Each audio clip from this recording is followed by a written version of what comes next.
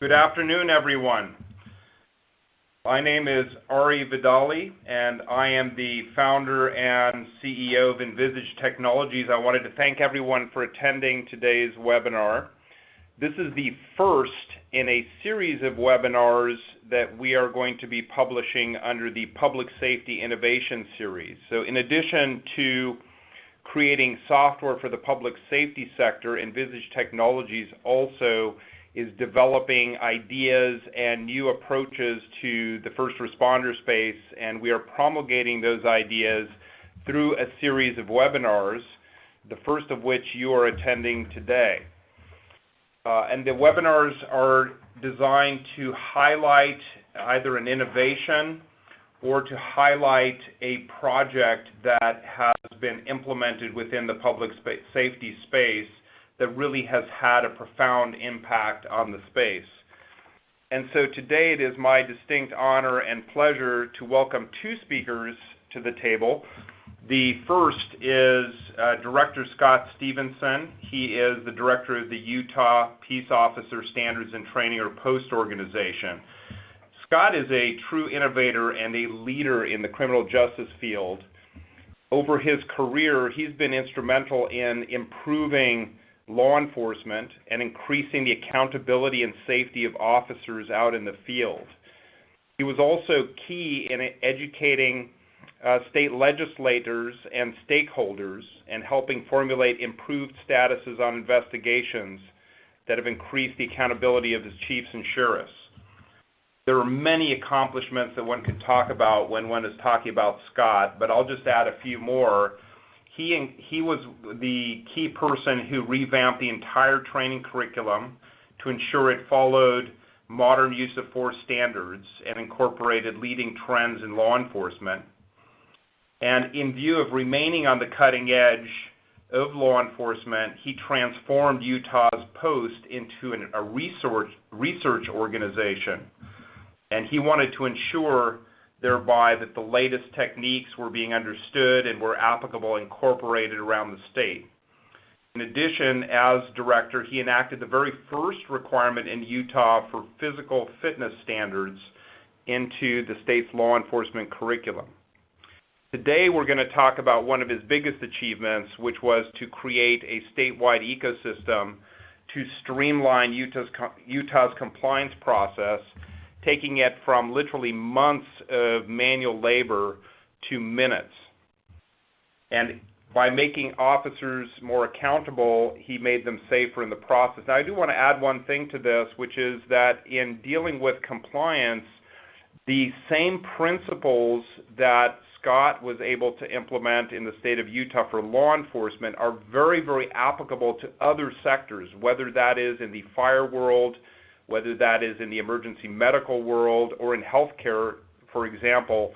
We have the same parameters, a highly distributed workforce requiring to be trained and tracked and managed, and compliance to be known across that entire ecosystem. So this webinar is not just for those of you that are in law enforcement, but for anyone who really cares about how to streamline compliance within any high risk or high liability industry. Before I introduce our next speaker, just another couple of accounting items here. Anyone who is registered for this webinar will receive a link which will be emailed to you directly after the webinar recording has concluded, as well as if any of you have questions for the presenters afterwards, there is a little box in your left-hand corner of your screen where you'll be able to type live questions to the presenters, and then at the end we will give those to the presenters, and as many as they can answer in the time allotted, they will attempt to do so. Now, to introduce the second speaker, John Jacobs, who's the training manager for Utah's Peace Officer Standards and Training organization. Now, John is the training manager, but his real job title is business technologist, and he brings a very unique perspective on the law enforcement training and compliance world, because he really bridges the gap between law enforcement and the information technology side that supports it. His passion really is to transform law enforcement training through interactive authoring and management systems. And he's a 20-year veteran of video production and interactive media. Some of his past work includes being heavily involved in training the law enforcement contingent for the Salt Lake 2002 Winter Olympic Games, quite an achievement. He does a lot of curriculum development and development of online training and building systems to interact between citizens and law enforcement entities. So quite a set of accomplishments for John, and I think you will find the combined perspectives of someone who has responsibility for purview over an entire state's compliance process and the technologists that help make it happen very, very valuable. So without further ado, I'd like to turn this over to Director Stevenson and John Jacobs. Thank you, Ari. Just as a point of clarification, John Jacobs is the one with the goatee. I want to make that clear to our listeners. We wanted to originally it was just going to be me providing or delivering the webinar, but we saw value in John being able to fill the holes that I have created. So he does a great job of really keeping me focused and our organization focused. But just a matter of describing post-responsibility within Utah. Not unlike other states, there are some nuances that may be germane to individual states, but this is post in a nutshell. We are a certifying body. We certify all sworn officers are required to have our certification to be able to function and be sworn as a peace officer in Utah. We are a division of the Utah Department of Public Safety that has several advantages, especially when interacting with legislators and trying to obtain funding for initiatives such as, trying to make sure that we have all the proper tools, resources, and technology to be able to serve our customers across the state. We are responsible for basic and in-service training. Our basic training curriculum comprises of 586 hours. In-service training, we offer roughly 100 in-service courses that we certify and deliver. We also have an investigation bureau within this division. We investigate officers that are in violation of state or federal law or any form of sanction from a letter of caution on up to revocation. My responsibility is to report to a council, which is comprised of chiefs, sheriffs, a mayor, people from academia, and 4 at-large positions. That body provides me advice and consent as designated per statute when it comes to curriculum and investigation recommendations for sanction. I interact with that body quite frequently, and so a lot of the initiatives that we have taken on technologically have obviously been run by them for their ratifying support. Within Utah, we require every officer to receive 40 hours of in-service or continuing education to maintain their certification and their ability to function as a peace officer within Utah. Some states, it varies between hours, but most states have some form of continuing education to maintain their certification, so we're not different in that aspect. Our reporting training year is from July 1 to June 30th. In that year, an officer, on average, is supposed to get 3.5 hours of training a month, for a total of 40 at the end of the year. However, most officers, we have found through running our reports, that they get anywhere between 70 and 80 hours on average.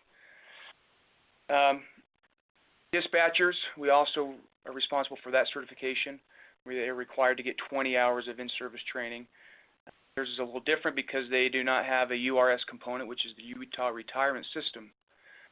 Okay. I should note that if an officer is deficient, not getting their 40-hour training requirement, I am required to report them to the Utah Retirement System. We have 2 retirement systems within Utah.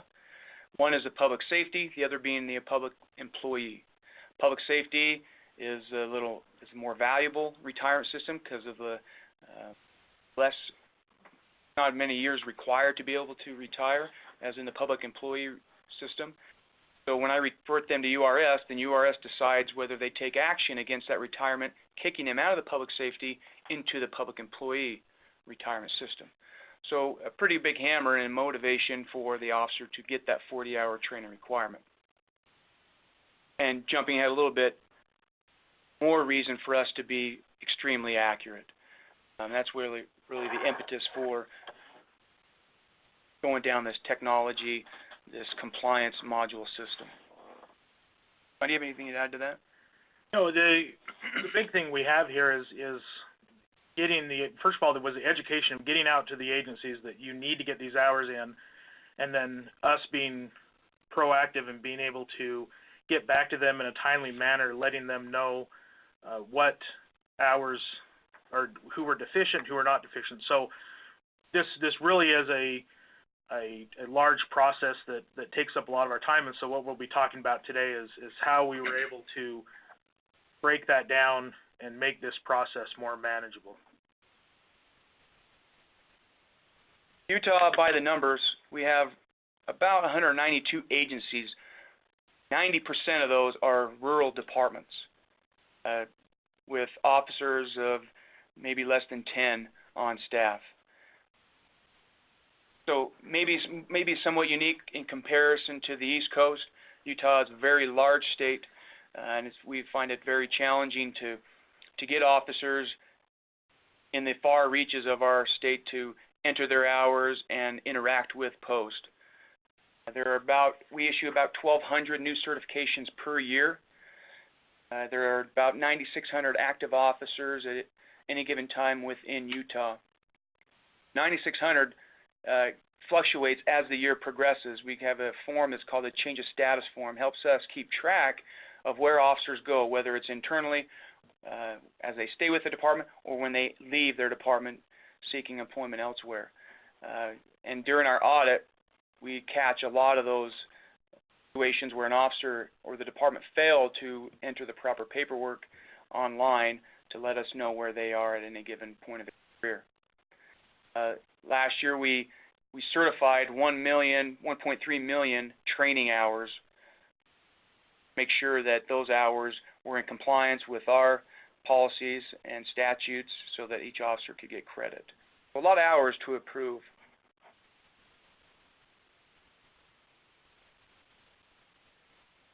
When I became director in 2008, found a huge problem.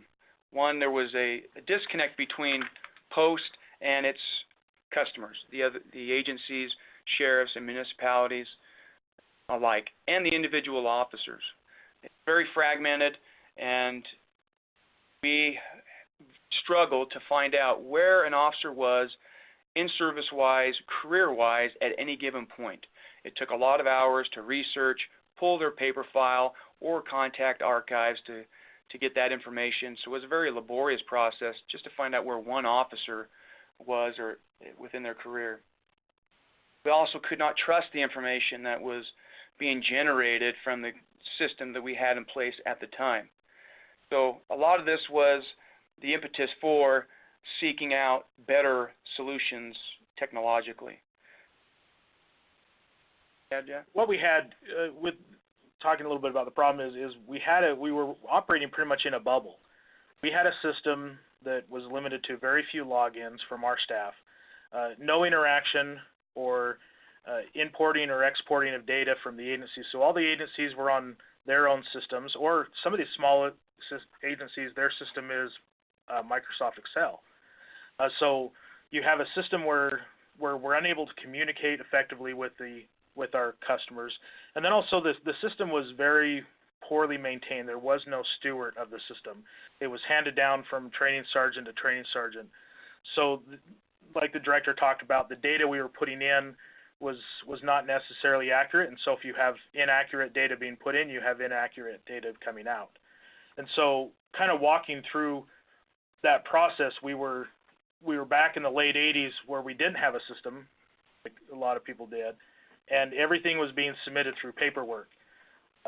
So everything had to be tallied by hand or using, simple word processing systems to be able to find out all these hours being submitted.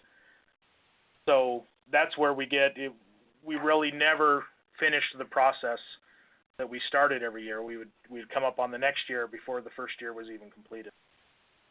The frustrating thing about the 80s, talking to people who worked for Post at the time, was just the sheer amount of hours to be able to audit a given department. And a lot of times that audit never finished. In fact, they were in perpetual auditing mode. It took them roughly 12 months to finish any given audit. For those administrators that are listening, you understand completely, you cannot afford to have that situation occur when you have other initiatives that need to be done and you have people focusing on numbers and names for 12 months. And it really resulted in designating 1 or 2 employees almost full-time to that task. It was very frustrating and laborious, and when people get frustrated with the process, inaccuracy starts to develop. In the mid-90s, technology was starting to catch on, and the floppy disk came into vogue. That's how we received our information from other departments. We had the departments download everything on a floppy disk, and then they sent it to us via mail. Still, data entry, you're going to have inaccuracies, and with those inaccuracies that are shipped to Post, you're going to create more problems as the Post staff entered the numbers and statistics. So there was a lot of inconsistencies. It was still slow reporting. We were still relying on the agency to report to us, and it just wasn't working. But it did cut the time in half as far as reporting is considered, to about 6 months.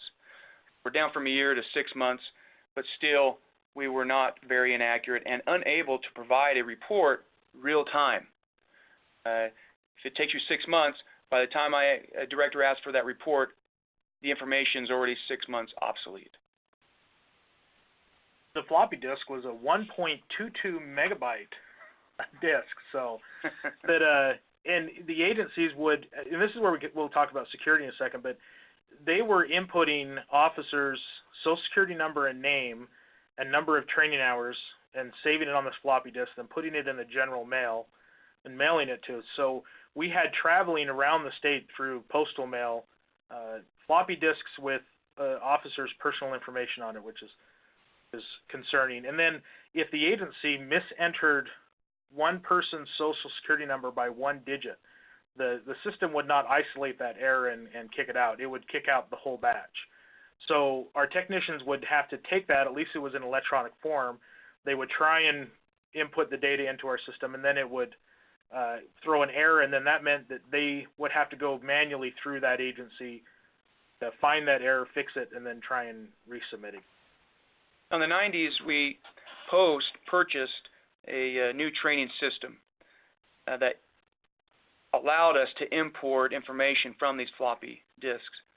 But again, the inaccuracies were still there, the reports were poor, and it took 4 to 6 hours just to process one department. That is very slow, especially when you consideration this day and age and the advances in technology. Ironically, when I became director, we were still somewhat teetering in this old system all the way in 2007, 2008. 2006,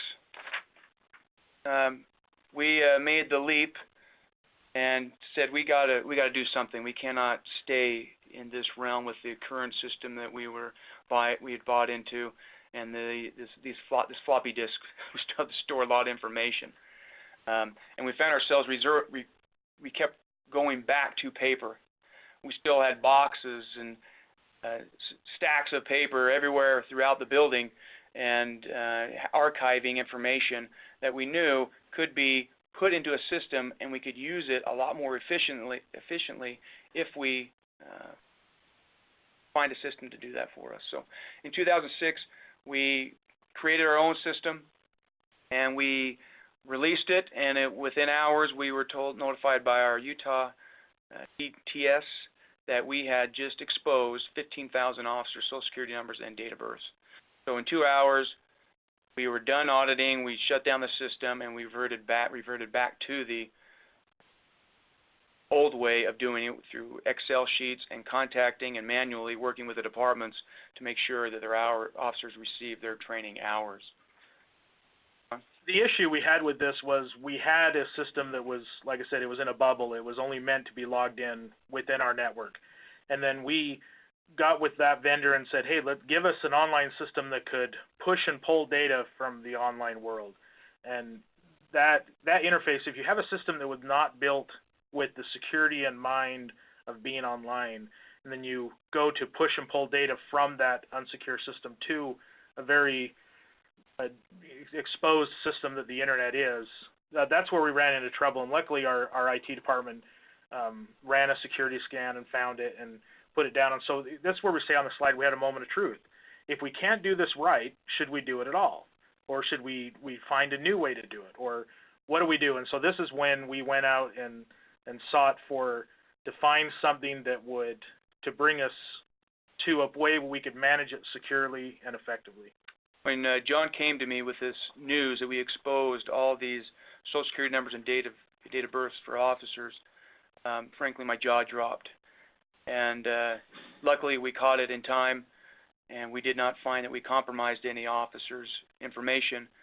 But we made a decision from that point forward, this will never happen to us again if we have anything to do with it. And when we really started to prioritize and decide, okay, we're going to have to spend some money to make sure that we are able to serve our customers in a secure environment. This is the system we brainstormed and came up with. We wanted everything to be paperless. We were running out of space, and we could not afford to keep doing this process of shuffling paper and moving stuff around. We wanted all agencies to be required to report online instead of going through our staff. Still, up until this point, it was taking over 200 hours to audit departments. And that was just unacceptable. And that was almost my entire staff exclusively working on the audit from July 1 to October 1. It was unacceptable. We wanted officers and departments to report year-round. That way we have accurate information at that point in time. We wanted clear visibility for our stakeholders to be able to view their individual profiles, thus establishing the checks and balances between post and individual officers, not just departments, but individual officers. And by doing this, it has helped our interaction with not only departments and administrators, but also line officers as they look at their profiles and say, you know what, your hours are off here, and then we can adjust and compare them, reconcile them to our records. What we did here was we literally pulled back the curtains. We got out of our bubble. We exposed our data to the agencies securely. We exposed our data to the officers securely. And the auditing process that we used to have to do, where we would run a report and send it to the agency and request them to tell us who's there and who's not, now they log in real time and see all their officers' information. The officers are able to see their information. We used to have a fee schedule that would require people to pay for printing certifications. We now allow them to do that. And so these are all things that happen when you decide to take a system and expose it to the agencies and actually become in a partnership with the agencies instead of a top-down type structure of a system. Now, I think a point of clarification, those of you who are wondering about hours and how do we decide which training hours to accept. In Utah, post just houses the hours, the 40-hour requirement. The details within the hours reside with the agency. So let's say if we have a case and we need information, detailed information on the officer's training, post would subpoena or grandma request the training records from the department, and then we would house them and take them into court. So we do not house the details of the 40 hours annually. But really, when we came up with this compliance ecosystem, there were some key points, minimal points that we needed to have happen. One, we needed accurate, current information and relevant training hours reported. This idea of being relevant is an important concept to value. We can have all the numbers, we can have all the reports, but if it is not relevant information, then it's just white noise. And if it's not real time, it's white noise, and it's obsolete minutes after you read that report. So that was very important to us as we came up with this compliance ecosystem.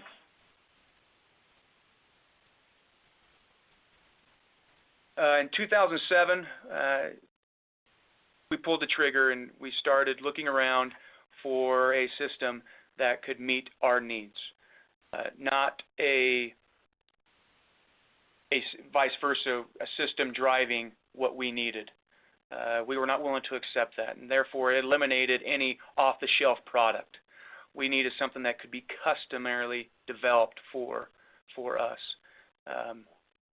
We found a Caddis and Envisage Technologies, and this Caddis Readiness Suite was developed through mutual working relationship between the two entities. Connected post with the agencies that it served, which was very valuable for me. This day and age, more people go online than they do spending time on the phone, and we knew that this was going to occur. But we wanted some type of interaction during an ongoing basis annually. Within this suite, we needed to trust the data, making sure that everything's reliable, and that when we import information, the integrity is not compromised as we import it into our system. And we wanted real-time reporting. As soon as we started down this road, got the funding, we were able to complete an audit in a month. So it was very, very cost-effective for us. One thing we looked for, we went to the RFP process, was we wanted a system that had experience in law enforcement, that was built for public safety, law enforcement domain. We had many vendors that were education-based or corporate-based or said, we understand what you want, we can build you that system from the ground up, but we wanted to join in partnership with other law enforcement entities that with someone that could change as we needed change made. So we got this system, and first of all, we got rid of the Social Security numbers. We went to what we call a post ID, which is an ID issued to the officer that has no affiliation or likeness to their social. And so we got our security requirement met. We got a requirement met that it was a system that was there, but it was customizable to us. And we started getting really close to real-time reporting. We would have the agency send us their information, and we had an import tool to push it into the information into the system. So immediately we recognized that we wanted, instead of them sending us an Excel sheet and we import it, we want to go back to that original goal of online reporting. So we stepped forward and said, here's our new vision. This is where we did step one, we have the system. Step two, let's start tweaking it now to meet our needs. And we were able to work with Envisage Technologies and say, we want to be able to have the agencies report directly online. We approve the hours, and we put it into the system. When you talk about Agile Development, and I had not heard this term, I knew what it was, just didn't know the terminology for it. But Agile Development is imperative, regardless of the system that you find yourself in. When I tell John I want this functionality, you can't wait a year, because by the time the year comes, it may be obsolete and you may be on to the next great idea. You need development that is fast, especially in this day and age. You need continual design and feature development, plain and simple. What has been nice, I can go to John, and I can say, John, I think this would make the functionality better. It would be more user-friendly, more interactive. You need to go back and talk to your software provider and have that information, that functionality, that module within weeks is invaluable. So we have really appreciated and come to value that agile development. At the end of the day, we can never afford to stop innovating and finding ways to be more efficient, especially with government. Government seems to be taking a lot of hits these days about inefficiencies, cutting out the fat in budget. Well, John and I saw an opportunity to take our own initiative and cutting our budget. Right now, we're sitting on an office tech position that we don't need because of the efficiency that the system has brought to the post division. But with this work, we have gone down from 1 month, now we're to minutes. I got to go back to probably 2008 when we really started auditing seriously. John, I need a report of every officer, their training hours, so I can start contacting chiefs and sheriffs so I can suspend them. Well, I asked for a report, and I'm an impatient individual, and it took him weeks to generate it. I thought something was wrong. I didn't think he was doing his job, and I came down on him and said, "What is going on?" He said, "Well, this is how long it takes to provide this report." John, we're in 2008. It shouldn't take this long. But learning the old system and the way that we had to generate reports, by the time I got that information, it was obsolete. So the ability to run information real-time, accurate, and in a secure environment has been invaluable to us. And I can't think of any other way to operate. Yeah, John? So that was the second thing we did is once we went to and said we need a way for them to report online. We need that reporting engine. Once we got into this environment, we were able to cut those taking several weeks to run the report, and it's not because I'm slow. It was just we were working with raw data and having to recompile raw data outside of the system. We were able to get it down to a couple hours, but we were still looking for a report that a technician, an office technician, could run that report within minutes. An agency calls and says, give me my officers that are deficient. They say, okay, we got to talk to the technology guy. The technology guy needs the next couple hours to run that report for you. So we went back to him and said, here's our vision of a very robust report system that we would like to see inside Caddis. And once again, Envisage stepped up and said, this is, in fact, they took our idea and made it even more robust. And so what we got from that was now we're actually sitting almost at the end of our reporting time, and I can provide hourly updates on our where we're at, what percent is complete, who's still out there. We're able to have our office technicians be proactive, and instead of spending all their time pushing data into the system, they're now able to spend more time working with the agency, being proactive, calling the agency, hey, I see you have these 5 officers that are deficient. Is this correct? Whereas before, we wouldn't have known this for several more months. Something I'd like to add as it pertains to complaints. Now, when I go to conferences with chiefs and sheriffs, everybody wants to talk about investigations, but then they'd also talk about my staff and the complaints that they had regarding the timeliness of being able to take care of their needs. Those complaints have gone away. So really across the board, the ability, again, I know I sound like a broken record, but the ability to be relevant because you're accurate and you have this information in a secure environment and you can provide them information in an expeditious manner.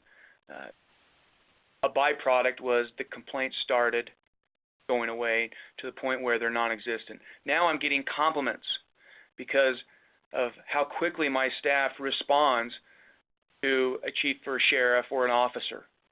That's pretty refreshing, especially working in government. Sometimes it seems like we work in a damned if you do, damned if you don't environment. So it's been very pleasant experience as we have taken the initiative to be proactive in the name of effectiveness and efficiency. So now that report takes anywhere from a couple of seconds to a minute, depending on the servers and all the other technological obstacles that John can explain in better detail than I can. But in minutes, I can have that report. So it has been a very good experience for us. I think that's all I have. We did have a question to agencies don't enter their training course into Caddis, and perhaps as I was talking through where we were and where we are, I might have been a little off. So where we are now, our current state is the agencies do report into a Caddis, and they not only can report into a Caddis, but they can also click to another tab and run their own reports, and they can see what hours they've submitted in real time. And not only do they see the hours they've submitted, but they also see the hours that we have put in for that officer. So if that officer came to one of our in-service courses or one of our basic training courses, our hours are integrated with their hours. And we have two of our largest agencies in the state now are using this system integrated as their own system. So now we're getting real-time information from these agencies that have adopted this framework. I'd like to remind all participants, this is Ari, that you can enter questions into the chat bar in the lower left-hand corner of the screen. Yes. We have one question here that's come up, and that is either for Scott or John. What, if any, resistance did you experience during the rollout from agencies reluctant to use the new process or the software tools, and how did you overcome it? Well, some of the resistance was that the officers and chiefs and sheriffs were so accustomed to the inefficient way of doing things that a lot of times change is very intimidating, so they wanted to constantly fall back and use the old method of reporting. Biggest challenge was just getting them to trust us, to gain confidence in the system, which occurred over time. But really it came down to a date where I told them after a year or so of reporting the old way and us accepting that, no more. So you can only massage this to a certain degree, and then you have to finally have a date where, we're not accepting it anymore.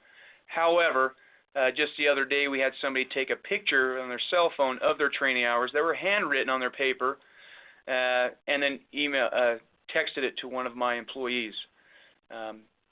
It's a one-man department. We accepted it this time, but moving forward, this individual will not be able to be allowed to report that way. So we still have some people that want to revert back to the old way, because in their circumstance, it may be a little more convenient.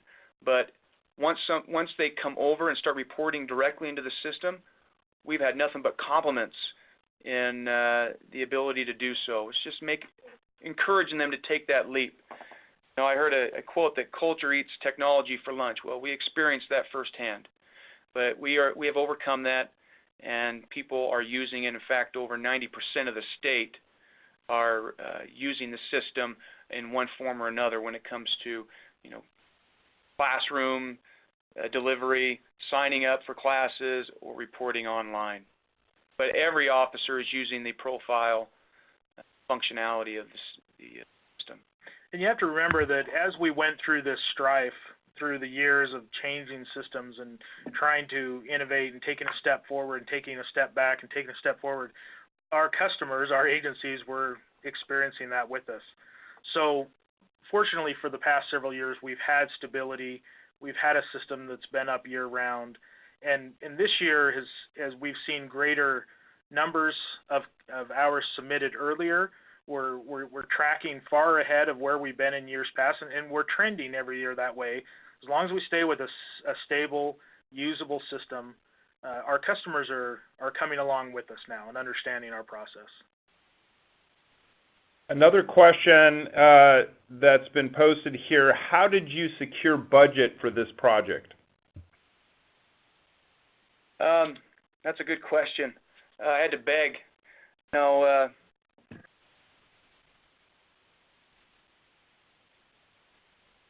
think we're still there. Are we still there? Okay. As it pertains to budget, I had to prioritize my initiatives. There were a lot of things going on when I became director, and I had to just prioritize what I wanted to have happen and what I felt was in the best interest of law enforcement community, not just post, but the law enforcement community. My budget is designed to serve all of law enforcement. So I had to start off by prioritizing what tools did I want, what functionality did I want, and work from there. As far as securing the money from my budget, again, just by nature of prioritizing, I was able to find some money within my own budget, but I was also able to convince my commissioner that this was a huge opportunity, not only for other departments, but within our own department, the State Patrol. So we were able to dovetail a lot of initiatives within one package, and that's the way I was able to obtain funding for posts for several functions that I wanted to see happen. Another question here, what advice would you give someone who is looking to leverage new technologies in this space but who doesn't know where to start? I'd say ask a lot of questions and learn from what we did and learn from what other agencies and organizations have done, and find what's out there and learn from the past. Because we were kind of on the edge of online systems within the government space, the private sector, and was far ahead from where we were, we kind of felt like we were cutting new ground as we were moving out there. And so if you're looking at doing something, learn from our mistakes, and don't be afraid to change your policies and procedures. We had to look at a lot of our policies and procedures and the way we did business. We were doing it because the old system dictated us to use it that way. So we really had to take a reevaluation of our own self and our own processes. Say, why are we doing it this way? Why, and what's the harm in changing? And Ari, were you asking, was this question regarding leveraging technologies and where to start? I'm just clarifying. Okay. From my end, as an administrator, I had to identify the process. Under the old way, the process changed depending on the situation. So the first thing to do, I identified the processes. I identified inefficiencies. And then I identified the goal. What did I want the end product to look like? If you don't know where you're going, then you're never going to get there. I wanted to find a system that met my needs, not a system that dictated my needs. That was so important to me, and that's what I wanted to see happen. And really, as John alluded to, you cannot be afraid to change your process. If it's not efficient because it was dictated under an old system, you cannot be afraid to change it up. Sometimes we hold on to this one or two steps of a given process, and for what?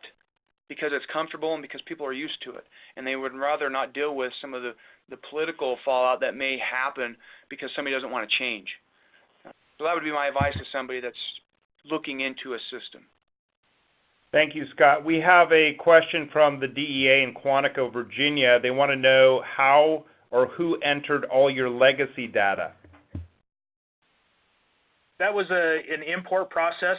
We were able to get the raw data from our old system, and then the Caddis system has a very powerful import system. And so we were able to import almost all of our data. The problem we had was the old system. It was okay, the old system, if it had a data for a person leaving the agency but had no hire date. And the system would just allow that. You could enter a person that had left the agency without putting an input date.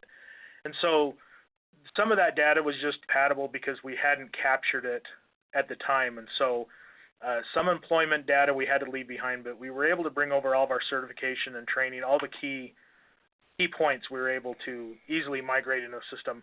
And that migration took only a few weeks of work.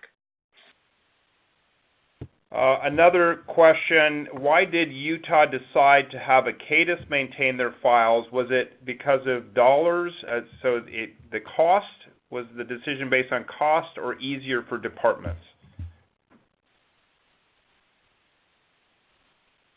We decided to have a Caddis maintain their files because now the agencies still maintain their personnel files and their personnel training. They keep the specifics of the training.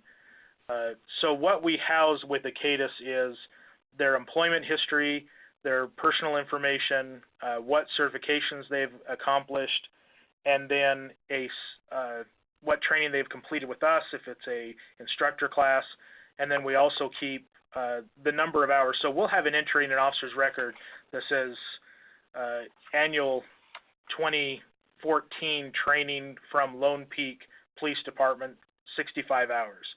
So if we want to know the detail of that record, we contact the agency. But the biggest reason why we went through in the Caddis system is it was a secure environment. We could interact with the agencies securely. We just went through an external vendor security audit, and that was one of the easiest meetings we've sat in many years. It was. Because we have all of our ducks in a row. We have an online system that's secure, that has the protections in place, and that was the reason why we were with the Caddis. One of our top 3 requirements when we went with the system was security. We have another question here. Can the system only do hours tracking, or can it also contain details of the training, course description, grade score, instructors, etc.? If it's training that we host, say it's our basic training class or our in-service class, we keep detail down to the number of push-ups that they accomplished on a certain test, or the exact question they answered in an online assessment, or their firearm score or their EVO score. If it's coming from the agency, we give them 2 options. Some agencies are using this system as the houser of their records. So every time they have a roll call training or they send 2 officers to a course, they will enter in the specific details of that course, who the instructor was, who attended, and then they even have the ability to upload a curriculum document to the system. So some agencies that are smaller, they find that that's easier to just house their records in a Caddis. Larger agencies that have their own system, they prefer just to give us a number for the year. Thank you. Another question, is a Caddis tied to any external systems? It is not. And that was actually one of our security questions, because then if you say yes, then you go down a very long road of authentication and how the data is being accessed. So a Caddis is not tied to any other system. We do manually input documents to store, and we also use the system to put in our own data, or we do import sheets or import documents into the system and import files. But we do not have it talking, say, via a web service.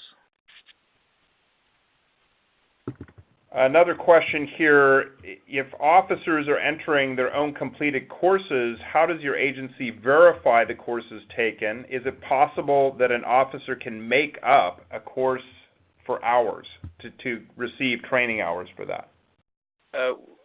Officers do not have the ability to enter their own hours. Each department has a designated training coordinator. We verify who they are. We give them the rights to be able to enter hours into the system. So the control mechanism is on 2 ends, one allowing them access to the Caddis system, the other being the verifying the individual. If they change training coordinators, they have to notify us, or else they are locked out of the system.